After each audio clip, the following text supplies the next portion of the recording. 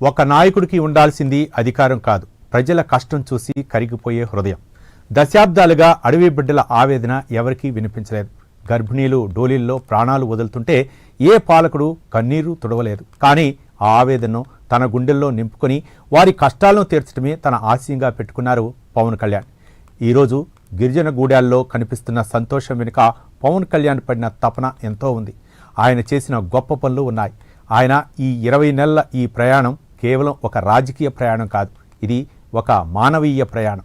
అడవి బిడ్డల కళ్ళలో వెలుగులు చూడాలన్న తపనతో తన సుఖాలను వదులుకొని కొండ కోనలో తిరుగుతున్న ఒక సేనాని కథ ఇది.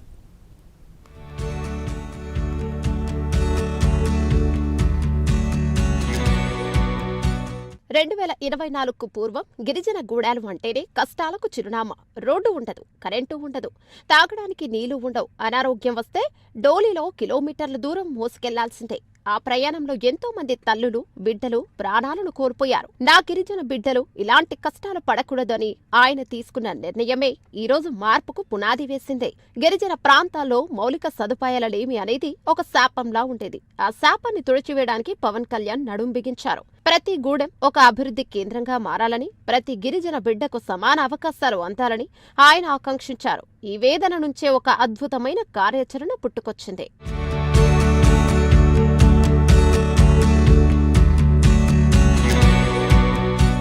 పవన్ కళ్యాణ్ గొప్పతనం ఏంటంటే ఆయన సమస్యను చూసి వదిలేయ్యారు. అందుకు ఎన్నో ఉదాహరణలు కూడా ఉన్నాయి. అల్లూరి సీతారామరాజు జిల్లాలో 72 గ్రామాలకు రోడ్లు వేయడం అంటే అది ఒక అసాధ్యమైన పని.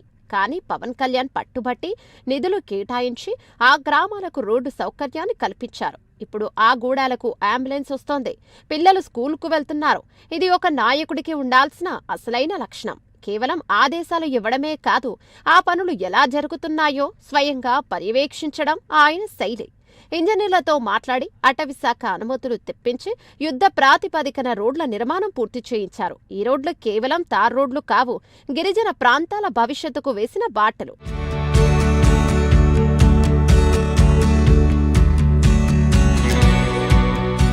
గిరిజన మహిళలు చెప్పులు లేకుండా రాళ్లతో నడుస్తుంటే పవన్ కళ్యాణ్ మనసు తల్లడిల్లిపోయింది. అందుకే ఆయన వందలాది మందికి చెప్పులు పంపిణీ చేయించారు. ఆ చెప్పులు వేసుకున్నప్పుడు ఆ గిరిజన మహిళల కళ్లల్లో కనిపించిన సంతోషం వెలకట్టలేనిదే. తన ఫామ్ హౌస్ నుండి మామిడి పండ్లు పంపడం ద్వారా వారిని తన కుటుంబం సభ్యుల్లా చూసుకుంటున్నారని ఆయన నిరూపించారు. ఆ పండ్లు తింటున్నప్పుడు గిరిజన బిడ్డల ముఖాల్లో కనిపించే ఆనందమే పవన్ కళ్యాణ్కు అసలైన బహుమతి. ఒక చిన్న కానుకలో ఎంతటి ఆత్మీయత దాగి ఉందో గిరిజనులు అర్థం చేసుకున్నారు. పవన్ కళ్యాణ్ అంటే ఒక ప్రజాప్రతినిధి కాదు, తమ కష్ట సుఖాల్లో పాలు పంచుకునే ఒక అన్న అని వారు నమ్ముతున్నారు. ఈ ఆత్మీయ బంధం రాజకీయాలకు అతీతమైనది.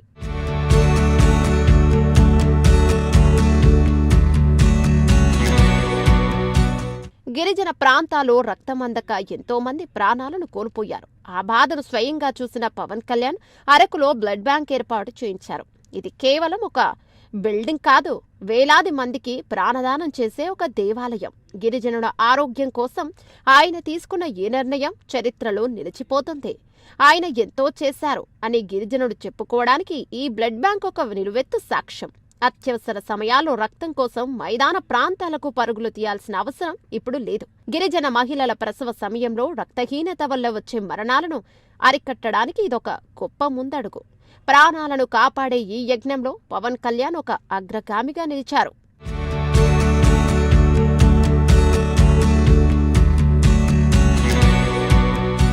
స్వాతంత్ర్యం వచ్చి ఇన్నేళ్లైనా కరెంటు చూడని గూడాలు ఎన్నో ఉన్నాయి. పవన్ కళ్యాణ్ చొరవతో ఆ గ్రామాల్లో ఇప్పుడు బల్బులు వెలుగుతున్నాయి.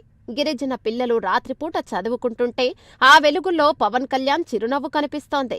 గంజాయి సాగును అరికట్టి గిరిజన యువతను దారి తప్పకుండా కాపాడుతున్న ఘనత కూడా ఆయనదే. ఇది కదా ఒక నాయకుడి విజయం. చీకటిలో మక్కుతున్న గూడాలకు వెలుగులు పంచడం అంటే వారి జీవితాల్లో కొత్త ఆశలు నింపడమే. విద్యుత్ సౌకర్యం వల్ల గిరిజన ప్రాంతాల్లో చిన్న తరహా పరిశ్రమలు వచ్చే అవకాశం ఉంది. గిరిజన యువతకు ఉపాధి దొరుకుతుంది. ఈ వెలుగులు కేవలం ఇళ్లలోనే కాదు, వారి భవిష్యత్తులో కూడా కనిపిస్తున్నాయి.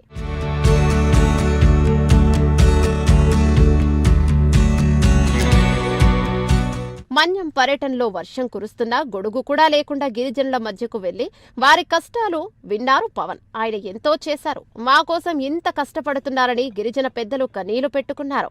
సంతల్ సంస్కృతిని గౌరవిస్తూ గిరిజన ఉత్పత్తులకు మార్కెట్ కల్పిస్తూ ఆయన చేస్తున్న కృషి అమోఘం. గిరిజనులతో కలిసి నేల మీద కూర్చొని ఆయన భోజనం చేస్తున్నప్పుడు అక్కడ ఒక నాయకుడు లేడు, ఒక అన్న ఉన్నాడు. ఆ వర్షపు చినుకులు ఆయన సంకల్పాన్ని ఆపలేకపోయాడు. గిరిజనుల సమస్యలను స్వయంగా రాసుకుంటూ అధికారులకు అక్కడికక్కడే ఆదేశాలను ఇస్తూ ఆయన సాగించిన పర్యటన ఒక స్ఫూర్తిదాయకం. ఇది కేవలం ఓట్ల కోసం చేస్తున్న పని కాదు, ఇది ఒక ఆశయం కోసం చేస్తున్న పోరాటం.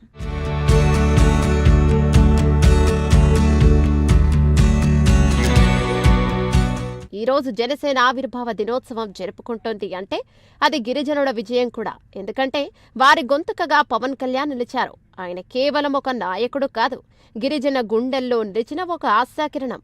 ఆయన చేసిన పనులు చూపిస్తున్న ప్రేమ గిరిజన చరిత్రలో సువర్ణాక్షరాలతో లిఖించబడుతోంది. ఆవేదన నుంచి సంతోషం వైపు, చీకటి నుంచి వెలుగు వైపు గిరిజనులను నడిపిస్తున్న జనసేనాని ప్రయాణం అద్భుతం. జనసేన పార్టీ సిద్ధాంతాల్లో గిరిజన సంక్షేమం ఒక ప్రధాన భాగం. ఆ సిద్ధాంతాలను ఆచరణలో చూపిస్తూ గిరిజన ప్రాంతాల్లో ఒక నిశ్శబ్ద విప్లవాన్ని పవన్ కళ్యాణ్ తీసుకువచ్చారు. ఈ ఆవిర్భావ దినోత్సవం గిరిజన బిడ్డల ఆత్మగౌరవానికి ప్రతీక కూడా.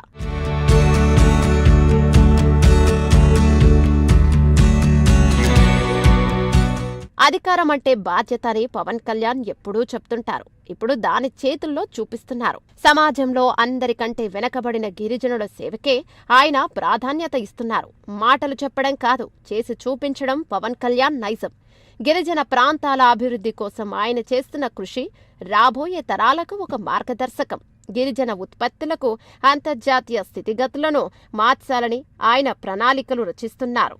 ఇక ఎకో టూరిజం ద్వారా గిరిజన ప్రాంతాలకు పర్యాటక కేంద్రాలుగా మార్చి అక్కడి ప్రజలకు ఆదాయ మార్గాలు పెంచడమే ఆయన లక్ష్యం. ఈ బాటలో జనసేన ప్రయాణం నిరంతరం కొనసాగుతుంది.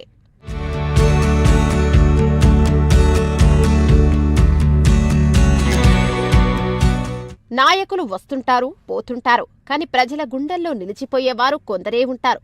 పవన్ కళ్యాణ్ ఆ కోవకు చెందిన నాయకుడు. గిరిజన సంక్షేమం కోసం ఆయన పడుతున్న తపన, చేస్తున్న పనులు చూస్తుంటే ఆయన ఎంతో చేశారు, ఇంకా ఎంతో చేస్తారు అనే నమ్మకం కలుగుతోంది. ఆవేదనను తుడిచి సంతోషాన్ని నింపి గొప్ప నాయకత్వాన్ని అందిస్తున్న పవన్ కళ్యాణ్కు గిరిజన లోకం నీరాజనాలు పడుతుంది.